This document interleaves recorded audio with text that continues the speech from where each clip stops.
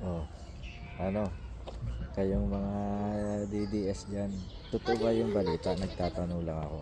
Totoo ba yung balitang si Sara Duterte mismo ang naglaglag kay Harry Roque dahil sa application nito bilang maging legal counsel na counsel ni Digong? Ibig sabihin si Sara na yung nagdidesisyon para sa kanyang ama. Well, may kay naman dahil siya talaga yung humahawak. Pero balita ko parang masama daw ang loob ni Harry Roque.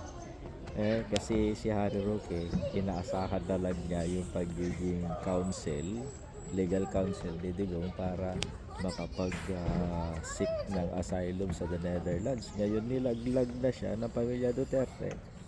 Wala nang dahilan ang the Netherlands para kutkutin siya sa kanilang lugar. Saklap naman. Ang tanong ko ulit, naglalaglagan na ba ang mga Duterte sa isa't isa? Para saan? Sa pera na may iwan ni Digong. Pero teka, hindi pa patay si Digong. Ano ba kayo? Kawawa mga nila lang. Nagkakagatan na. Naghihilahan na pababa. Diyos mo. Sige, God bless you. Subscribe to my YouTube channel.